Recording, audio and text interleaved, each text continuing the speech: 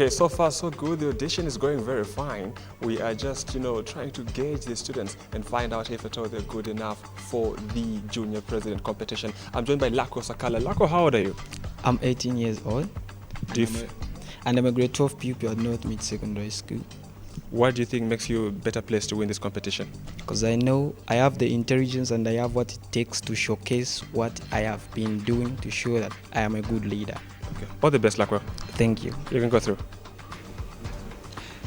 Good morning, future president. Good morning. Could you kindly give us your names? I'm Lako Sakara, a grade 12 pupil at North Mid Secondary School. Why do you think you can make a president, Mr. Sakara? I know that I have the intelligence, but first of all, before I go to that, I would like first to go through something that requires for the good qualities of a good president that I can make. One, a president, it must be connective, persistence, honesty, connective, and so that means that I know that I'll be a good president when I'm connective. One, I'll be able to connect to the people of the nation. I'll be able to connect to the people of the nation what will be required to be done and what I am capable of doing.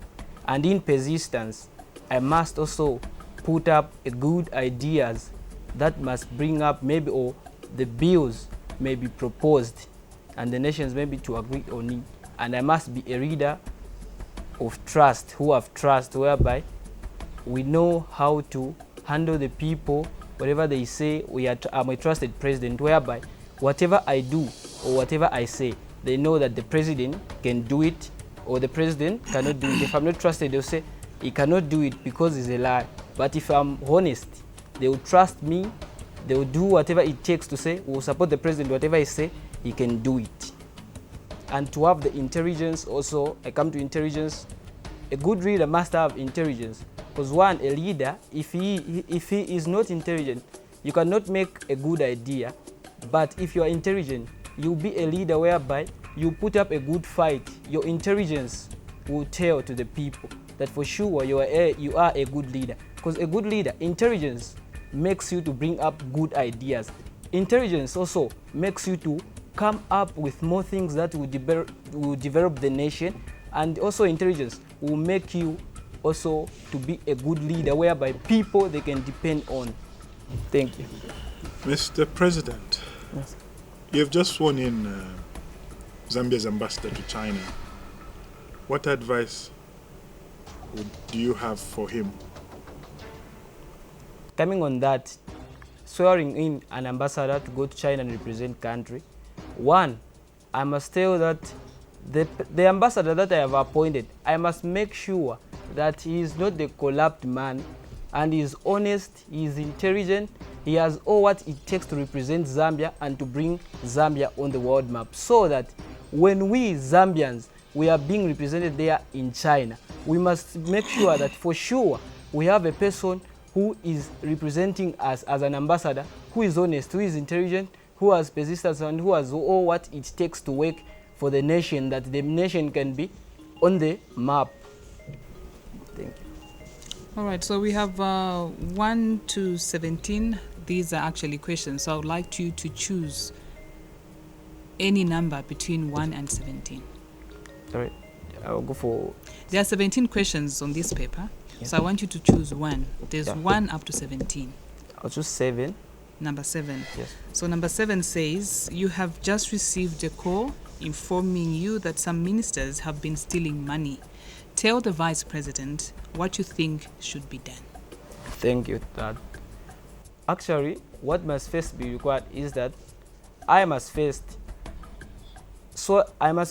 intervene to know if what they were saying that the ministers were stealing money, it's true or not.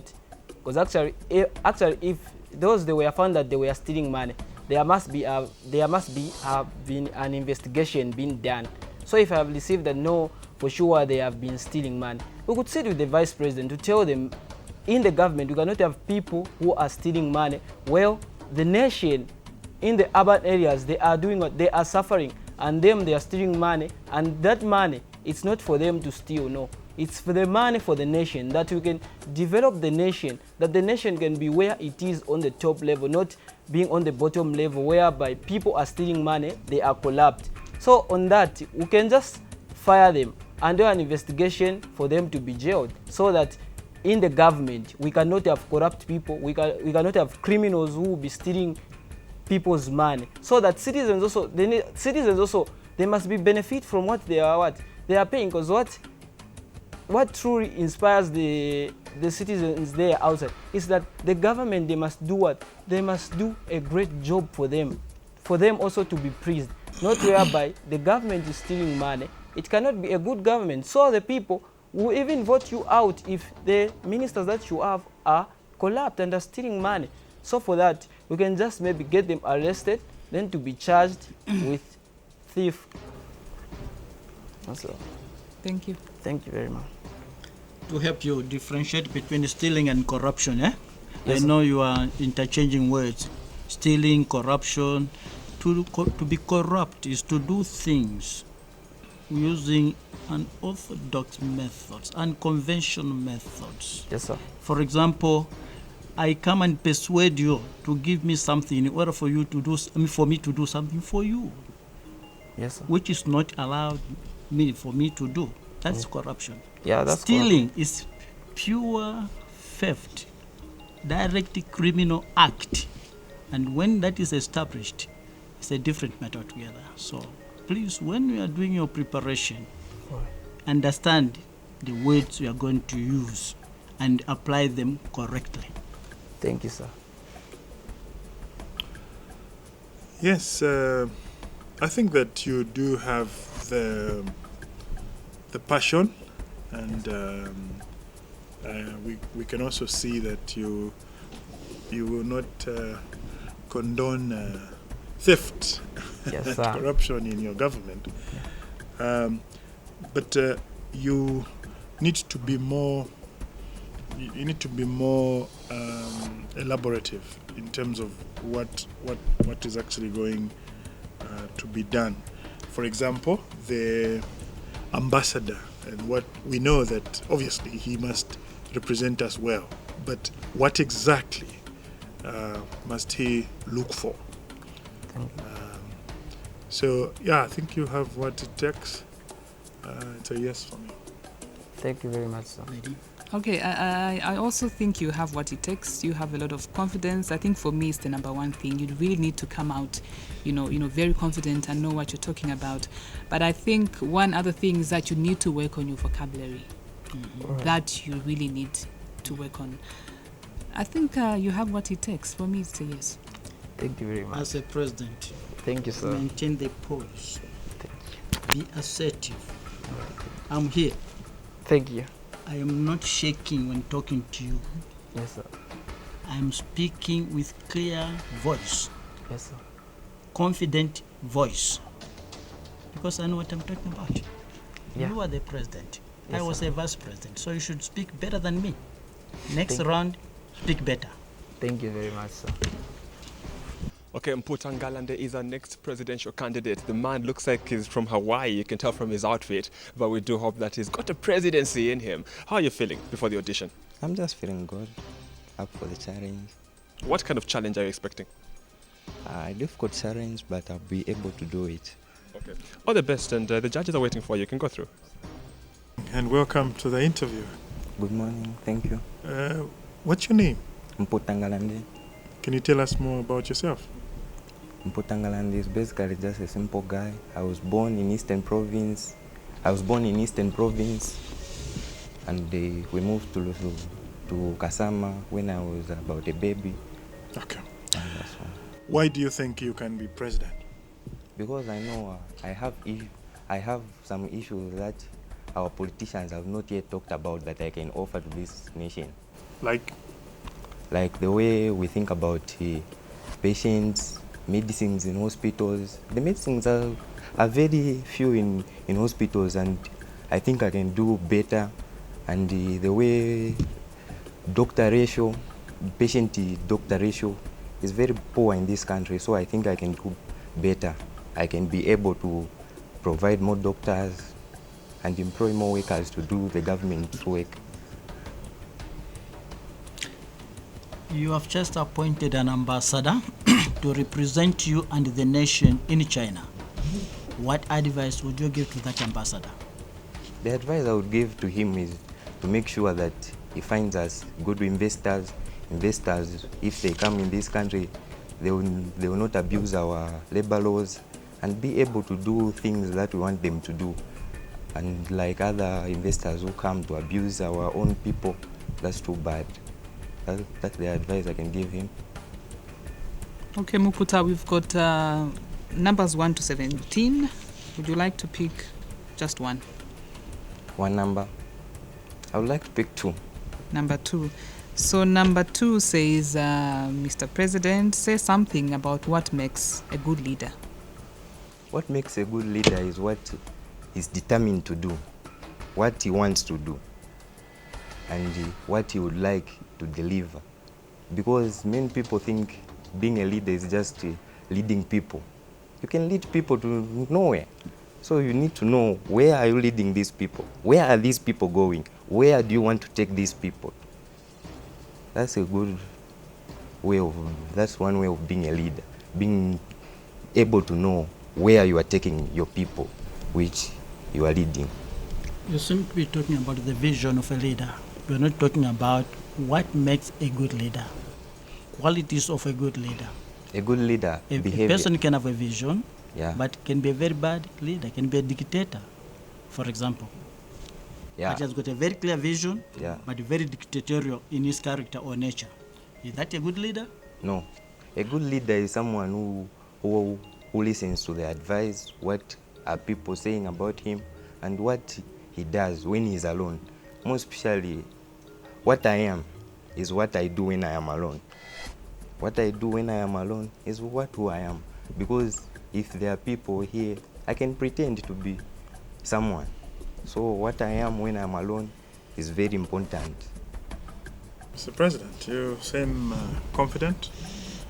You didn't tell us the how of solving the health sector problems, but I think you can go to the next round.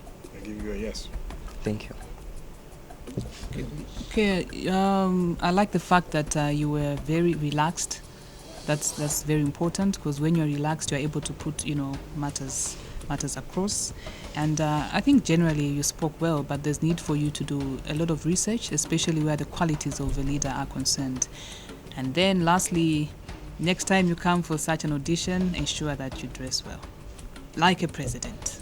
A jacket, maybe a shirt and a tie, just to, give us that, that confidence in you that you can actually make a good president. So look out for good dressing next time. For me, it's a yes. Thank you. Okay, so our quest for a president does continue, and I've got a young man here. Please tell us, your president who? I'm President Gideon Mota, a Bemba by tribe and a passionate Zambian.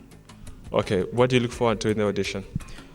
Well, what I'm looking forward to is to be asked questions of how we can, liberate our country from economic, burdens. Well, the thing is that I'm passionate about my country, Zambia, and I think... Okay, that's enough. You told that to the judges. They're waiting right there. You can go through. My name's Gideon Mota. In grade, I completed last year, age 17. Okay, Gideon, why do you think you can be president? Well, you see, first of all, I'm a passionate Zambian. And I believe that my ideas can transform our Zambia.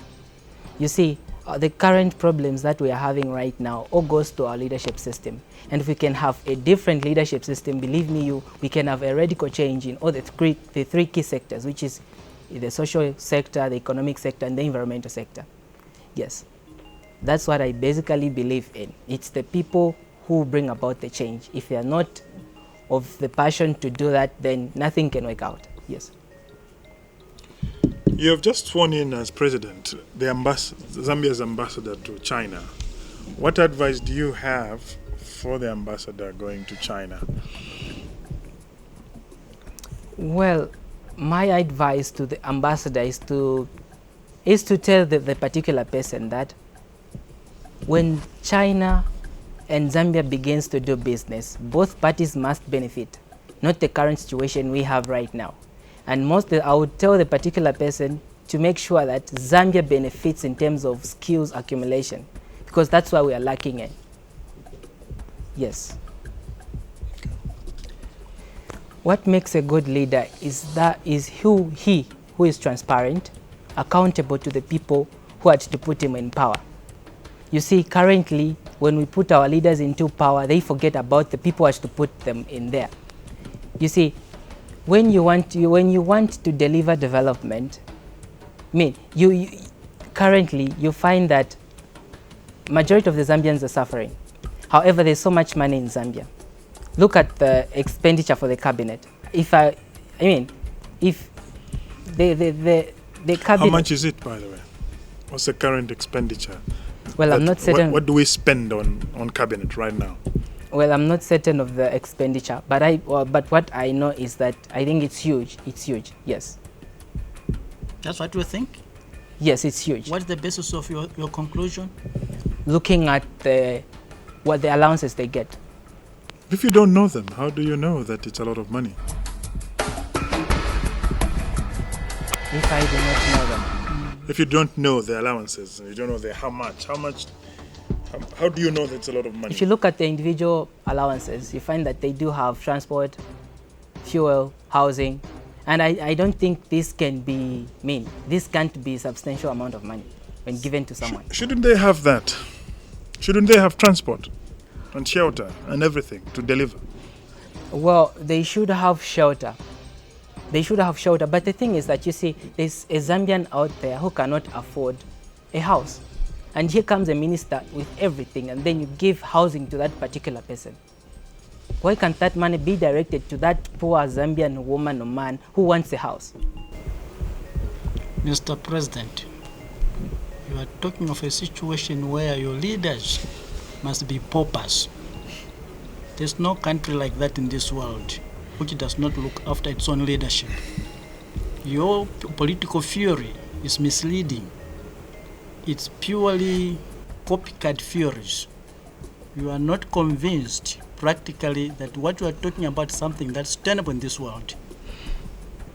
When you want to aspire for a position of a president, be realistic. Don't be flattered. Tell the truth. Which country does not look after its own leadership? Which company does not look after its own management? So if you have been made to believe that your ministers, your cabinet is taking huge allowances, they are not accountable. Those are misleading statements, Mr. President. Please, do research. You have got a very strong voice. You seem to be convincing, but the information is not correct. It's not accurate. It's not that. I'm not saying that we shouldn't take care of our ministers or the cabinet. The thing is that what I'm talking about is to cut on the cost. That money being directed to other sectors of the economy. You see? They can be having their allowance, their salaries, but you see, what I'm saying is that it doesn't make sense for a minister affording a house, huge money in their pockets, be given more money, be saying that it's for housing allowance. You need more political education. That's from me. You need more thorough political education, political economy education. What you are trying to bring out is totally a fallacy. It's not correct. Let the nation know that when you want to do something serious, please do your research. Don't be subjective. Don't be so conclusive. Don't be so authoritative on matters you need to understand. Don't make your ministers look like they are criminals when they are doing a lot of good work for you people. Please, these are leaders and they need to be respected. You need to respect your own leaders, your own parents. Leaders are parents. So when you come out with such conviction, with a very strong voice, it's like you have all the information at your fingertips. Well, in the actual fact, you are just trying to play to the gallery. That's not right, my dear son. You're the president. Yes. So this is reality. This is what happens. You are challenged in this way. And the point here was that if you don't know what it costs to run cabinet, how can you actually know how much you're going to save from there and take somewhere? And if you take somewhere, are you saying that then cabinet must not be empowered to do what they need to do? That's all we are saying. What I'm trying to say is that I'm not trying to, well, the ministers can function. Yes, of course the ministers have to function. I mean, I don't think cutting on their fuel allowances could deter the outcome. But how much? How much? What's the saving? On the saving, How much is the saving? on the saving, I'm not certain. Yes, that I can assure you. Okay. Okay, I think you have what it takes. You just need to do a lot of research. You need to do a lot of research, but kind of like the way you are coming out, but you need to do a lot of research. So for me, it's a yes. It's a yes for me. We allow you to proceed with your debate, but bear in mind that what we have said are serious observations on you. It's just your confidence. You are coming very confidently, but you do not convince us, you do not convince me in particular as to whether you really want to educate the people, because this thing is to educate those who are not in this audition room. Not disclosing how much they get. There's no transparency. There's no transparency, but when they want to talk to, no, this ministers, they're not. They want this minister to. Okay, so there you have it. You got very strong statements from the former Vice President, Mr. Lupandu Mwape, about what you have to say. How do you feel when he was talking to you? Well, I think that is helpful. Yes, I thought I was well equipped with information, but he's just made me realize that I need to do more research. Yes. Okay, so you've made it to the next round. When you come around next time, what do you want to work on? Well, what I would like to work on right now is the figures to do with the GDP, how much the ministers are paid. I mean, how much the country generates. Yeah, things like that, so that I'll back up my information. Yes. All the best in your future endeavors. Thank you so much. Okay, all the best. We've got another candidate, young man in a suit. Mr. President, welcome to the audition. Thank you very much. Your name, please. My name is Benna Wanza. Who have you come with for the auditions? I've come with my parents. Okay, we'll talk to them a bit later. What are you expecting in the auditions? I'm not so sure, but I'm wishing myself for the best. All the best. Then the judges are right through that door. You can walk in and talk to them.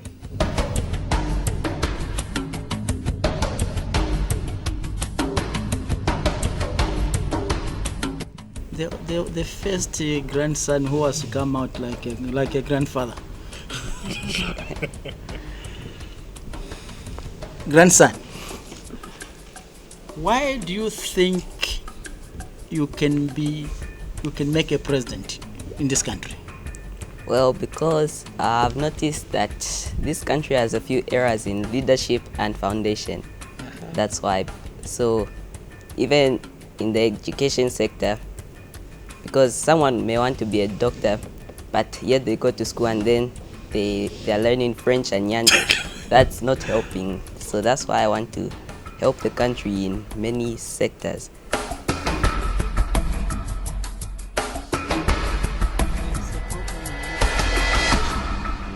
Which foundation are you referring to? Let's just say in education, very much. That's where I'm implementing. So the education sector is not performing the way it should have performed? Yes. What's wrong with our education system? Okay, you can't blame it on the teachers, but actually the leadership of schools in Zambia, mostly government schools, I don't think they are really putting more effort in necessary stage. You don't think, or that is the issue is what's wrong.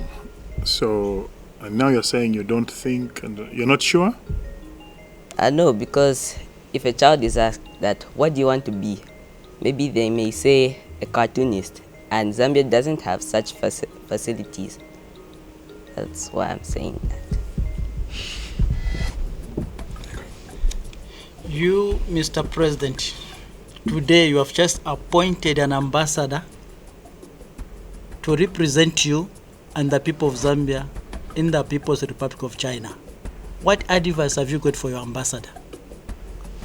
Well, for China and Zambia to work together in order to develop this country here, because I believe that Zambia has the facilities, but it's the, how do I put it?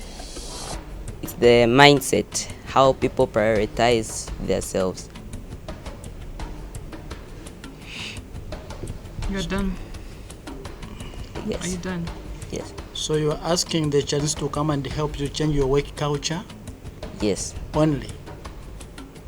No, but even just to uplift this country, because when it comes to agriculture, because from the time I was just a child, agriculture meant maize to me, but as I grew, I actually realized that Zambia has such a good weather to produce more cash crops like cashew nuts and even palm, because palm contains some products like vitamin A, and it's really good, and we have the good weather and our stuff to grow such cash crops. Okay, we have questions 1 to 17. Pick one. 14. Number 14 reads, what should be the punishment on child defilers? On child defilement, I'll say they should be imprisoned life in jail, because the children are actually this country's hope, which is why we need to nurture them and groom them so that they can grow up into future leaders. Done. Yes. Bernard, you are dressed so well, so immediately somebody sees such a well-dressed gentleman, they expect to hear, a lot of things coming out from there, and a lot of energy and confidence which you have not exhibited. I don't know if that's how you speak, but you're too slow for me. I could go to bed. Okay, so try to speak with a lot of confidence, like you know what you're talking about. You speak well, I love your accent, but you are not convincing at all. But I'll give you a yes. You really need to work on your confidence. Okay. You gave me the impression that you are very judicious. You have a judicious mind. You are more of a lawyer or a judge who don't want to speak loudest all the time. They believe in writing. That's the kind of picture that came out. But you see, as a president, you are a politician. You are a public relations person. But you don't seem to be radiating that kind of trait that you have to be aggressively appealing to the people. You may have the information, you may have the knowledge, but is that information reaching the intended audience effectively? If it's not, what will you have achieved if at the end of the day you have that good information but it has not reached the intended audience to the extent that you wanted to reach them? So, yes, your dress code looks very appealing, very good. It's like you knew you wanted to show that I'm now in the saddle. But that shouldn't be the only thing. The way you come out matters a lot. Show me that you are the lion in the jungle. Don't look at Upanmope and get frightened. Don't look at Mr. Nyasol and get frightened. No, these people, they are always... No. You are teaching us, telling us what you are going to give us as our president. But we'll give you a chance to go ahead. So I think you need to do a lot more work. So for me, it's a no. But I give to you that you are well presented, well groomed. Get a life, get a gig with Zamtel's new permanent bundle. You heard right, your internet dreams have come true. For only 49 kwacha, you get 7 days of 1 gigabyte data. Internet heaven is now permanent and is here to stay for G.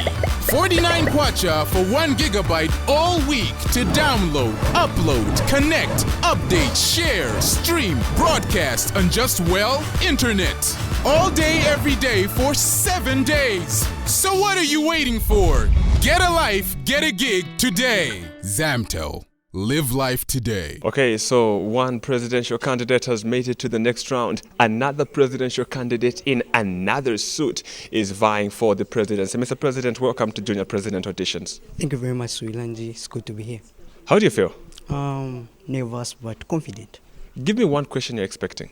I think the question I'll be expecting there is, why do you want to be president? The judges are right through that door. All the best.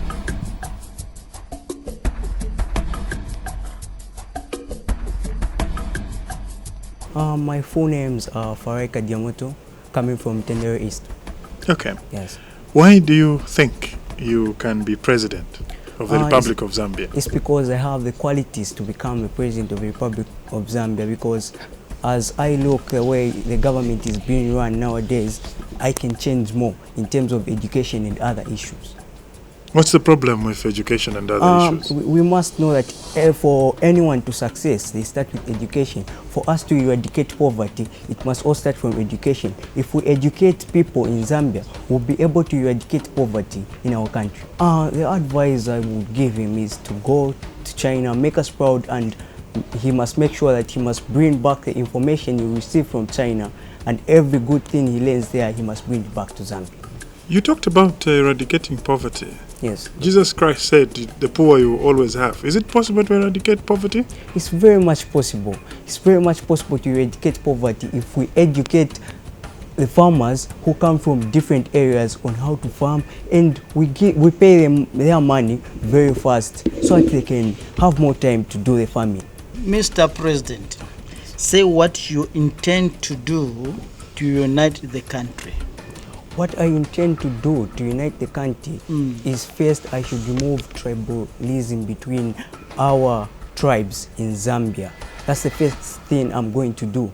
Because if we check out the recent elections, we would find out that most of the people, if we say Southern Province, they only vote for one person who is HH, and most of the votes will come from there. And if we check at other areas, we'll find that the PF is winning, let's say, in Northern Province, Eastern Province. Why? Because the late president was somehow used to speak Bemba. Now, if I become president, the things that I'm willing to do to unite this country is, first, I must put the people together so that we can think as one person and not think of tribalism and other issues.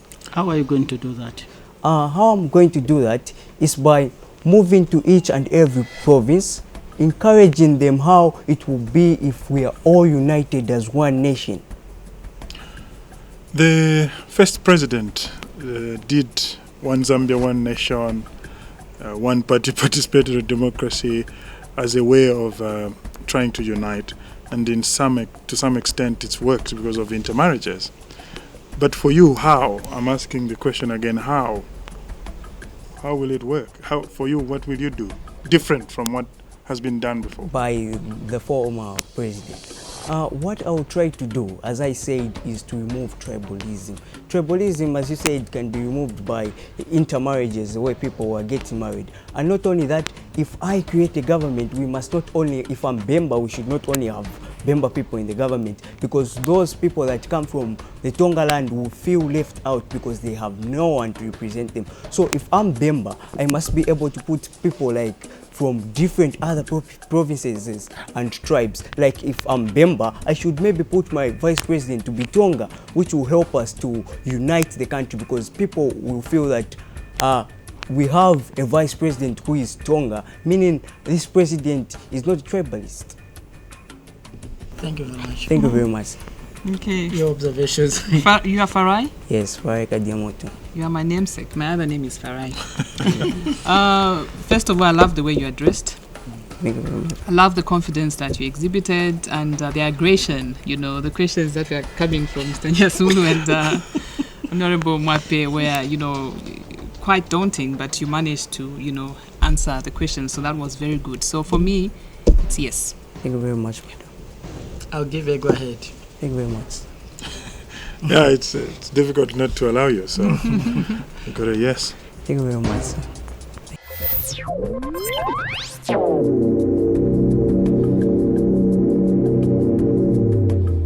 Madam Future President, can you tell us and through us share with the Zambian people why you feel you can make the best president in this country?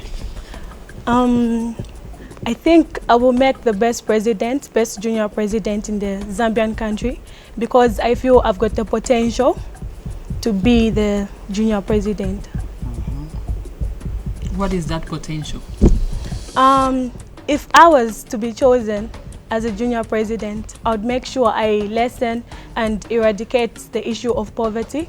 That's the first one. Secondly, I would look into the issue of making more youths educated in terms of asking the senior president to help employ the youths or maybe give them certain tasks that can help them, like maybe opening up trade institutions to help the uneducated youths in the country.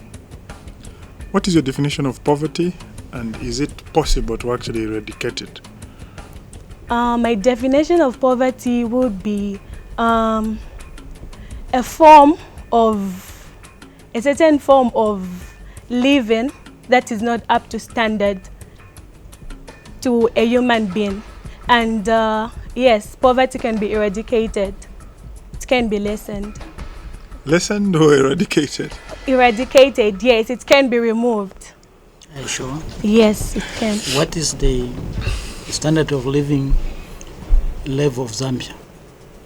The standard of living, it's quite low, it's quite depressing because of the poverty levels that we're facing at the moment. I'm saying, what's the poverty datum line of Zambia? Pardon? The poverty datum line, what is that can define to say if somebody lives above this line, then it's okay? Do you know? Maybe if someone is quite educated, has got a job and they've got an earning that can support their family and as well as other people looking up to them. Okay, as president of Zambia, you have just sworn in Zambia's ambassador to China. What advice do you have for him? I would advise him to tighten the bond between Zambia and China in form of bringing in more investors into the country, as well as when that person brings in more investors in the country, I think Zambia can move to the level of being developed rather than being a developing nation. Okay, Violet, we have 17 questions. 1 up to 17, pick one. 13. 13 reads, what is a computer? Pardon? What is a computer? A computer? Yes. A computer is a machine that one can use to gain technological information on something useful to them. Yeah, what are the parts of the computer? The computer has got a mouse, it's got a keyboard, it's got... What's the brain of the computer? I think it's a monitor. Really? It's the central processing unit. CPU. Oh, yeah, the CPU. Yeah. Yeah. Okay. All right. I'll start with the with the lady. What grade are you in, Violet? I completed in the year 2013. Okay. I think there's need for you to do a lot of research, but basically I think you knew what you were talking about. So I'll give you a yes. Thank you. Yes, I think you need to. I like your confidence in terms of engaging, but you need a lot more research to define things. what is poverty.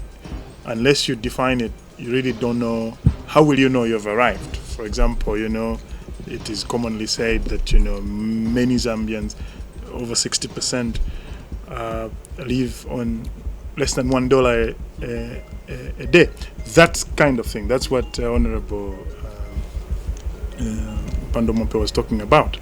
So you need to do that. You need to have the facts and figures as president. So you need to do that kind of work. So it's a no for me. Because you are an upstarting young lady, and in the interest of gender, I think I'll give you a chance so that you can go and do more work and practice. I'll give you a yes. Thank you very much. But go and work hard. Thank you very much.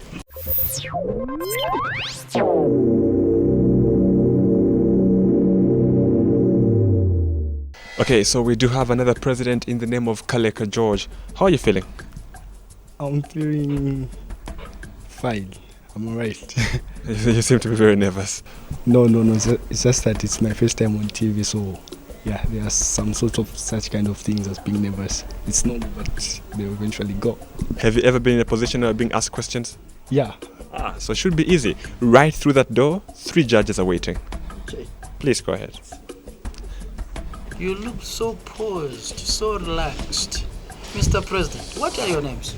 My names are Kaleka George Mumba. What makes you feel or think that you can make a president in this country? Wow. I think I have the leadership skills. Okay.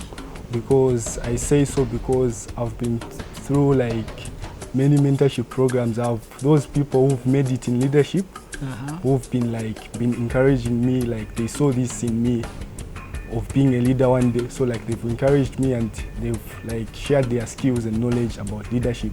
So I feel I can do it. Who are your leadership models in the world? In the world, I would talk of a film producer and director, Steven Spielberg, and also right here from our country, I would talk about Elias Chipimo Jr. Okay. Yeah, I love the man and the way he just articulates issues. Okay. Yes, you've just sworn in the ambassador to China. What advice do you have for him? Okay, the ambassador to China, basically China is a country which is more developed than Zambia. So which that means that when we send someone there as an ambassador, they have to go carrying our nation's flag.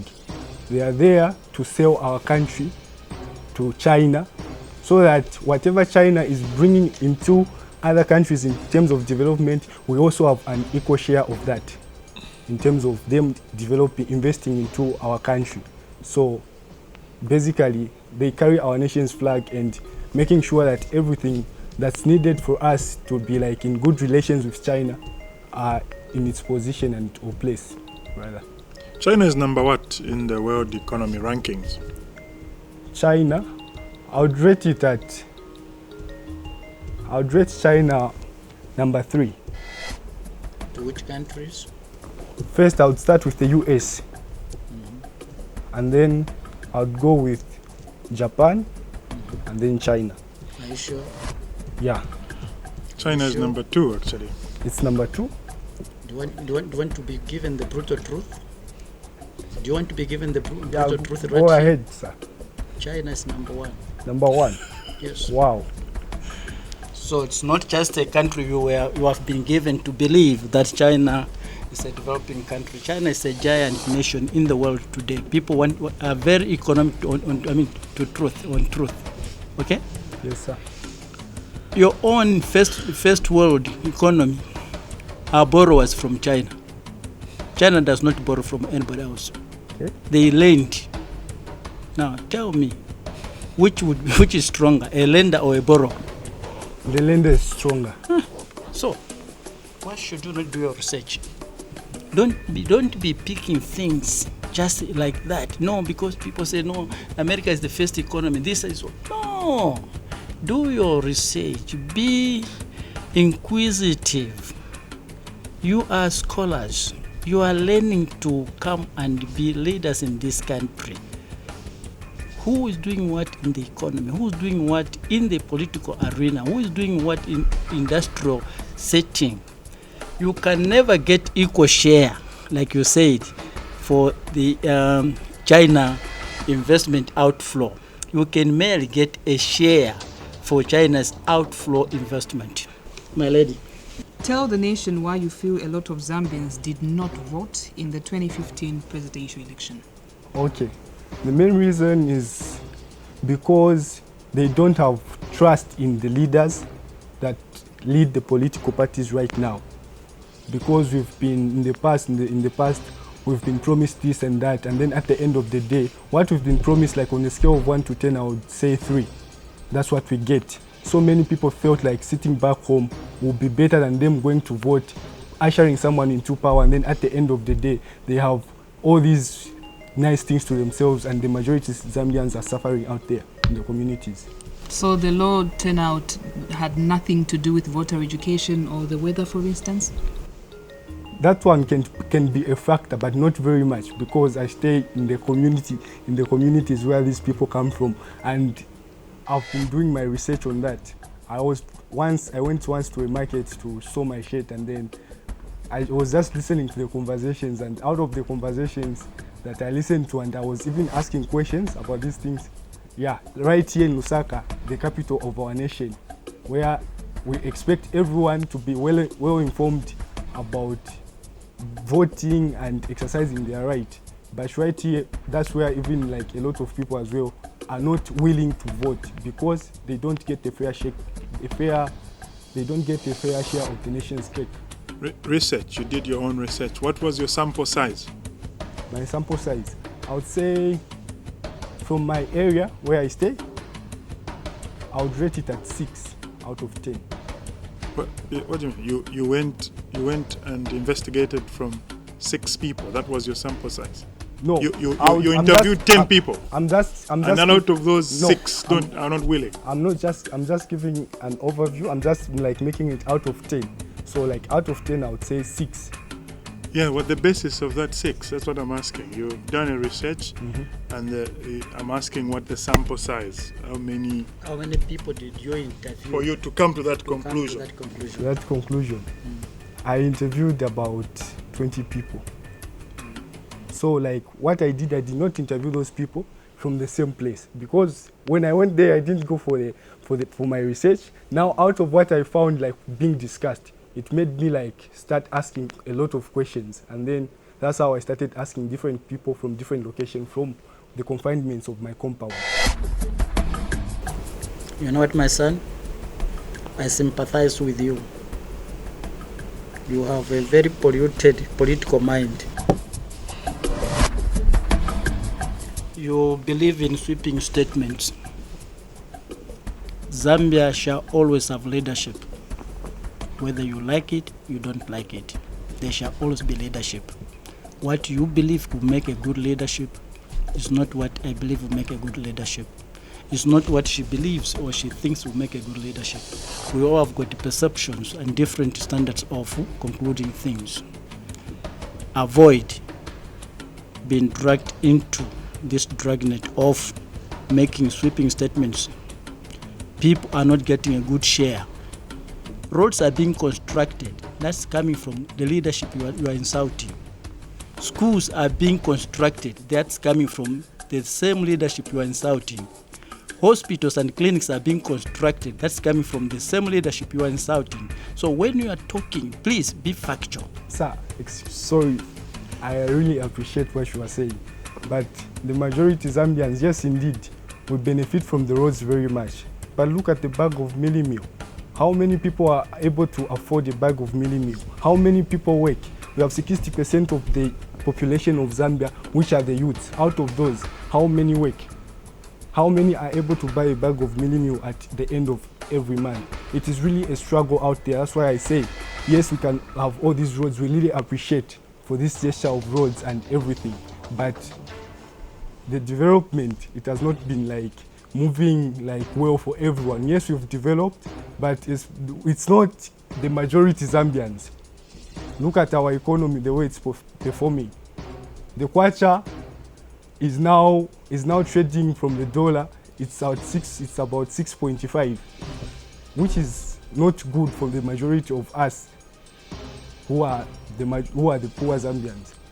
You see, so like this development only favors a lot of those people who are already on those comfortable positions. If you compare someone who stays in Misisi compound and someone who stays in Kablonga, for them to rent a house in Kablonga or build a house in Kablonga, which means they have money. But what of that person who is in Misisi? So if the bag of mili meal is at 70 kwacha, which means that one who is in Kablonga is going to afford the bag of mili meal. But what of us, the majority, who are found in compounds like Mrs. Kanyama? Very good question. What is it that you think will impact on our economy to make the minimum prices come down? Okay, exactly. What it is for the mili meal prices to go down, we need to invest a lot in the agricultural sector. Moreover, investing in the agricultural sector is only not limited for us to be planting maize year in, year out, because we have also a lot of maize being wasted. So we need to diversify in the same agriculture where we have different kinds of plants, especially it's different kinds of crops, especially the cash crops like tobacco. We talk of soya beans, because if we continue on this journey of only planting maize for our nation's well-being, we are not going anywhere. Yes, I agree with you. The price of maize is very high. It's unavoidable by majority of our people. But that's just one item you have mentioned. And of course, the leadership must also look at it, because in the next episode of Junior President, the vulnerable majority in our society, is very, very important. Okay. Yes. But that should not make you politically bitter the way you sound. You sound politically bitter. I think for me, you were too soft. If you are to be president, you're going to be interacting with a lot of people, both here at home and abroad. You're going to be addressing huge, crowds. So you really need to come out with a lot of confidence. Okay. For me, you were not convincing. But at the end of it all, I liked your aggression. Thank you. Unfortunately, it's a no for me. So do a bit more of research. Never say anything unless you can back it up in terms of attributing it to some source. But I like your aggression. You've taken on the judge, the former vice president, which is good, because that's reality in leadership. All the best. It's a no for me, but you can work on those things. All right, sir.